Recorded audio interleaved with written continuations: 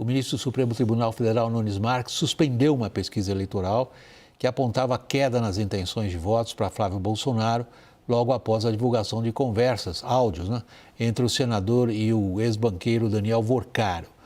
Para o ministro, que é também integrante do STF, há suspeitas de indução do eleitor por parte do questionário da referida pesquisa. Reportagem de Luciana Amaral. Para o ministro Nunes Marques, a forma como o questionário foi aplicado pode ter influenciado a percepção dos eleitores e produzido respostas negativas em relação a Flávio Bolsonaro. A medida atende a um pedido do PL, sigla do pré-candidato à presidência.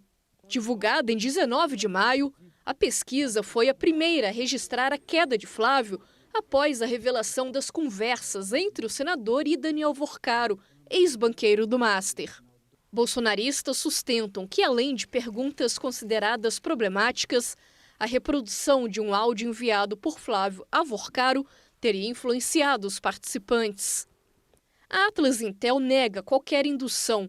Segundo o Instituto, o áudio não fez parte do questionário principal e só foi apresentado após o fim da pesquisa a participantes que optaram por registrar as reações ao conteúdo, sem possibilidade de voltar a perguntas anteriores ou alterar respostas já dadas. Na decisão, Nunes Marques destaca a existência de sequência de perguntas que aparentam extrapolar a simples aferição neutra da opinião pública para introduzir estímulos narrativos possivelmente aptos a influenciar as respostas subsequentes relativas à intenção de voto, à rejeição e à avaliação de imagem do pré-candidato. O caso chama a atenção pelo caminho percorrido dentro do TSE. Menos de um mês após assumir a presidência da Corte e dias depois da representação do PL, Nunes Marques alterou a regra de distribuição de ações de propaganda eleitoral relacionadas à disputa presidencial. Ele incluiu a si mesmo e ao ministro André Mendonça, ambos indicados por Jair Bolsonaro ao STF, entre os possíveis relatores. Após novo sorteio, o processo contra a Atlas Intel acabou sob a relatoria do próprio presidente do TSE. Desde então, outras pesquisas também registraram queda de Flávio Bolsonaro após o caso Dark Horse. Aliados de Lula classificam a tentativa do PL de retirar a pesquisa de circulação como censura. Mas, para as pré-campanhas, o foco está em outra questão. Até onde o TSE pretende avançar no escrutínio sobre metodologias de pesquisa e que tipo de precedente a decisão desta segunda-feira abre para novas contestações durante a corrida presidencial. Luciana, começando por você, que é operadora experiente no campo do direito, causou entre seus colegas notável espanto essa decisão hoje, entre você também? William, essa decisão realmente ela é inovadora. Ela causa uma reflexão de todos nós do campo jurídico. Agora é preciso também que sejamos fiéis aos fatos. Eu vejo aqui nessa matéria que acabou de ser reproduzida uma inquietude muito grande no que toca à distribuição para o ministro Nunes Marques. Em relação a esse fato, é importante a gente esclarecer aqui alguns pontos. Até a posse da nova diretoria do Tribunal Superior Eleitoral, ministro Nunes Marques presidente, ministro André vice, a única ministra designada como juíza da propaganda era a ministra Estela Aranha. Ela havia sido designada já desde o começo do ano. Outras juízas também, a juíza Vera havia sido designada, só que o mandato expirou, então ela ficou como única juíza da propaganda. E é uma tradição do Tribunal Superior Eleitoral e de todos os tribunais regionais eleitorais que sejam sempre 3 julgadores nomeados como juízes auxiliares da propaganda. O que fez, então, o ministro Nunes Marques quando assume a presidência do tribunal? Logo após a sua posse, ele edita uma portaria se autonomeando ministro da propaganda e nomeando também o ministro André Mendonça. Algo similar com o que aconteceu nas eleições de 2022, quando a época presidente do TSE, ministro Alexandre de Moraes, também se autonominou ministro da propaganda, juiz da propaganda, juntamente com a ministra Carmen, que também era do Supremo Tribunal Federal e integrava o TSE, e naquela época também havia uma jurista, que era a época ministra Maria Cláudia Bucchianeri, hoje advogada do pré-candidato Flávio Bolsonaro. Então, é importante que tenhamos essa visão para termos uma clareza sobre essa composição dos juízes que irão se debruçar sobre as representações durante o processo eleitoral de 26. Deixa eu usar uma palavra que você empregou na sua resposta, Luciana, inquietude. Entre colegas seus causou notável inquietude também, além da inquietude na reportagem, como você bem assinalou, com a qual você não concorda, é evidente, vamos deixar bem claro. A nossa inquietude não é a sua nesse caso. Vamos ver se é a nossa inquietude em relação a um dos argumentos para a suspensão dessa pesquisa, que é a manifestação de opinião do CEO da empresa que fez a pesquisa após a publicação da pesquisa. E essa opinião foi manifestada aqui no WW. Então, Luciano, eu queria pedir a sua licença para reproduzir o que o CEO disse aqui naquela ocasião. Gostaria que vocês conferissem também, porque isso é importante nesta matéria. Confiram o que disse o CEO da Atlas Intel. A verdade é que o áudio é muito problemático para a imagem do Flávio Bolsonaro, para a viabilidade dele neste ciclo eleitoral e para a permanência dele na corrida. O áudio revela fatos extremamente graves, do meu ponto de vista, que o colocam numa posição extremamente difícil de justificar a sua candidatura pela frente. Luciana, normalmente, acho que caberia, né? No caso, você é mais experiente que eu, estou realmente querendo ouvir a sua avaliação. É necessário provar o vício nas perguntas de uma pesquisa do ponto de vista do TSE, tecnicamente. Desde quando uma opinião como essa prova o vício? William, de fato, as palavras trazidas pelo CEO da Atlas, no meu entender também, não causariam justificativa para essa suspensão. E um outro fato que também é importante de ser destacado, eu estou aqui com a decisão do ministro Nunes Marques em mãos, é que eles citam um trecho de um artigo da Lei das Eleições, da Lei 9.504, que diz que a divulgação de pesquisa fraudulenta constitui crime punível com tais e quais medidas.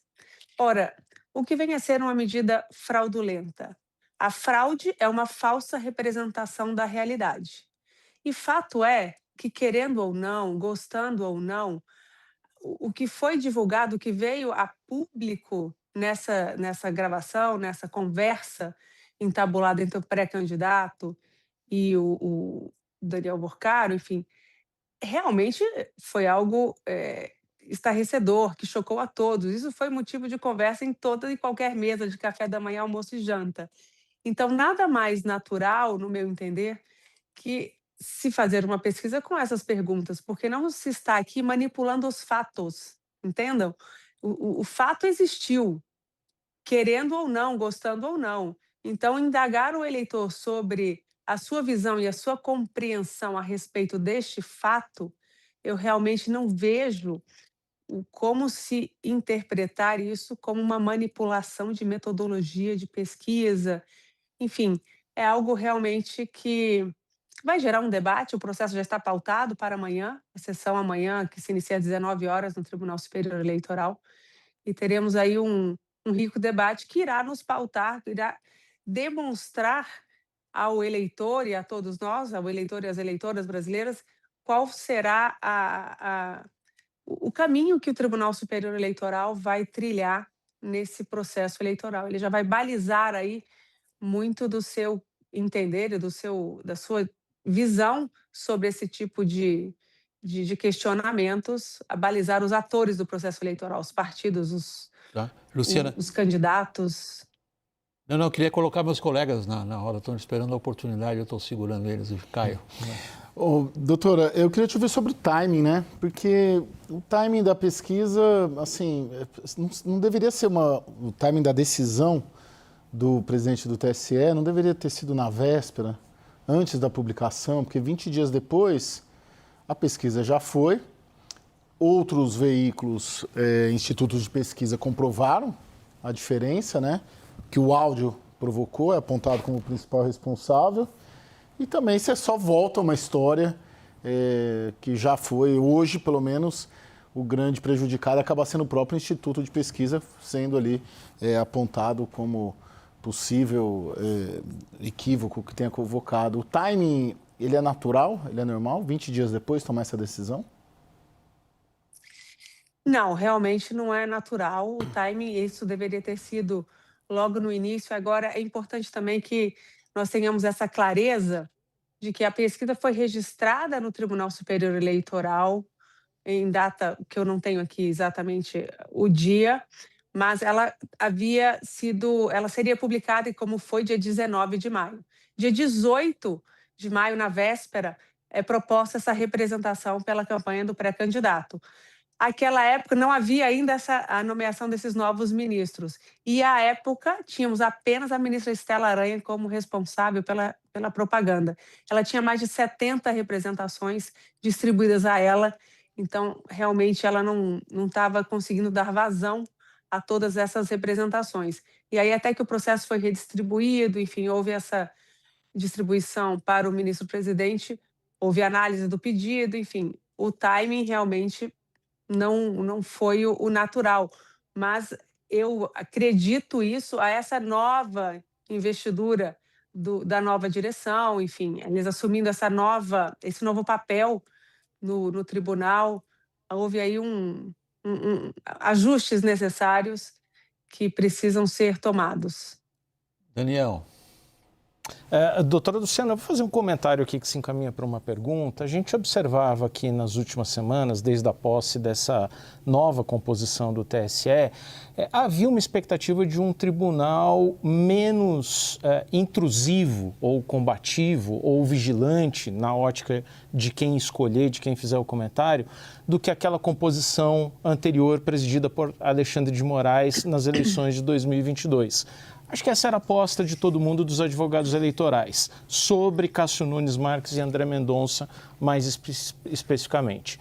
Vem essa decisão de Nunes Marques, que pode ou não ser confirmada, que sugere um grau de intrusividade no processo de propaganda eleitoral, de decisões do TSE, maior. Será que vamos viver mesmo essa intrusividade só dependendo ali do objeto? Quer dizer, antes era com foco em uma coisa, agora com foco em outra, mas frustram-se as expectativas de um TSE menos intrusivo sob nova direção? Eu acho que amanhã nós teremos essa resposta. Certamente esse debate vai ser travado no TSE. Vejamos como os outros 6 integrantes do colegiado se portarão e, volto a dizer, será um julgamento balizador da postura da Justiça Eleitoral no pleito que se avizinha. E todo ano é assim, a cada eleição nós temos essa alteração na composição e logo no início da composição que integrará o tribunal durante o processo eleitoral, as campanhas costumam aferir a temperatura, tirar o pulso do tribunal para compreender qual será o apetite, digamos, dos julgadores, para poder aferir até onde pode ir nas suas propagandas, nas suas falas. Então, esse é um diagnóstico que geralmente é feito nessa fase inicial da campanha, como nós teremos isso amanhã. Mas, Luciana, aí eu queria ver o que você antecipa. Porque não se trata de firula jurídica o que vai estar em discussão amanhã. O que vai estar em discussão amanhã é um princípio muito importante para as eleições, que é o da neutralidade. O que o ministro Nunes Marques atacou nessa pesquisa foi a ausência de neutralidade, que, aliás, é algo difícil de ser definido. O que ele está dizendo é o seguinte: a metodologia de vocês da Atlas, violou a neutralidade, que é o mínimo que se espera em termos de metodologia de uma pesquisa, de um levantamento eleitoral. É essa doutrina jurídica que vai estar sendo discutida amanhã. O TSE vai conseguir definir amanhã às 19 horas, afinal de contas, o que é neutralidade? Porque as consequências do que foi hoje decidido são severas para todas as pesquisas daqui para frente. Porque, se não me falha a memória, é a primeira vez que o TSE entra e decide o que é o mérito de uma questão, de uma pesquisa de opinião. Realmente, William, você tem toda a razão. Eu não me recordo de nenhum outro precedente que o tribunal tenha adentrado a discussão das perguntas e dos questionamentos trazidos na pesquisa. E amanhã nós teremos uma grande oportunidade de ver como esses 7 julgadores irão se portar diante dos desafios que chegarão, certamente, à justiça eleitoral. E como o direito não é uma ciência exata, é uma ciência humana, a neutralidade que todos nós esperamos da justiça, ela será amanhã vista por todos nós. Como o tribunal irá se portar diante dessa provocação? Será uma oportunidade realmente para o Tribunal Superior Eleitoral mostrar aos atores do processo eleitoral, aos pré-candidatos, aos partidos, qual vai ser o caminho que ele pretende trilhar. E isso é muito importante que seja feito agora, na pré-campanha ainda, para que todos possam compreender a que ponto a Justiça Eleitoral pretende chegar. Será, e como a gente diz no direito, né, o William, Daniel e Caio, o papel aceita tudo. Então, e a interpretação a ser dada do que está posto no papel cabe aos julgadores, a essas 7 mentes que integram o Tribunal Superior Eleitoral, expor. Então, eu estou ansiosa por essa sessão de amanhã para ter uma visão de fato como será a postura do Tribunal Superior Eleitoral. Eu só ia colocar que essa decisão do ministro Cássio, ela dialoga muito com o contexto que vive a pré-campanha do senador Flávio Bolsonaro, que é uma campanha que ainda ela está atravessando o vale escuro pós-áudio, né? Tem dúvidas ainda, tem incertezas, tem definições sobre quem vai ser a vice, tem partidos aliados que seriam aliados que não querem se aliar por medo do que pode vir por aí, ou por medo de virarem alvo da Polícia Federal. Então, ela ajuda um pouco a campanha nesse sentido, né? A campanha vive um trabalho de resgate de credibilidade depois desses áudios. Até os vídeos ali que foram lançados, os primeiros, inclusive, pela nova equipe de marketing, tentam mostrar isso, né? Vem com fé, bota fé, vai dar certo. Então, não só o país, mas também a campanha. Então, é uma decisão que ela casa com esse momento de indefinição, incerteza, meio que um vale escuro por qual a campanha atravessa exatamente nesse momento. Daniel? William, tem acho que um ponto ali que a gente vai ver também, que é a composição do tribunal, né? A gente está com uma composição ali de 2 ministros do STF que são tidos como mais simpáticos ao bolsonarismo, 2 advogados que, em tese, são anti-bolsonaristas, uma é muito ligada ao Flávio Dino, o outro é muito ligado ao Alexandre de Moraes, e 2 ministros do STJ que são tidos como um de cada lado, vamos dizer assim. Fiel da balança, José Antônio Dias Toffoli. Você, Luciana, desculpa, a gente detesta constranger os convidados, afinal de contas a gente convida as pessoas para ajudar a gente e a nossa audiência a entender determinados aspectos, determinadas questões. Você quer se arriscar o resultado desse julgamento amanhã? Olha, não, eu realmente, eu acho que há fundamentos consistentes para se decidir tanto para um lado como para o outro. Não vou adiantar nem a minha posição, a minha compreensão, porque eu realmente gostaria de esperar o TSE definir. Acho que vai haver debate, acho que vai haver um frutífero debate e a decisão não será unânime, porque, de fato, são visões distintas e é importante que tenhamos isso na justiça, né? Porque o debate é sempre enriquecedor. É do debate que a gente consegue ter luzes para trilhar o caminho mais correto e para se entregar uma prestação jurisdicional mais justa, que é o que almejamos todos. Então, vamos aguardar. Estou ansiosa também, William. E você? Você tem um palpite? Meu palpite é que vai ser mantida a suspensão.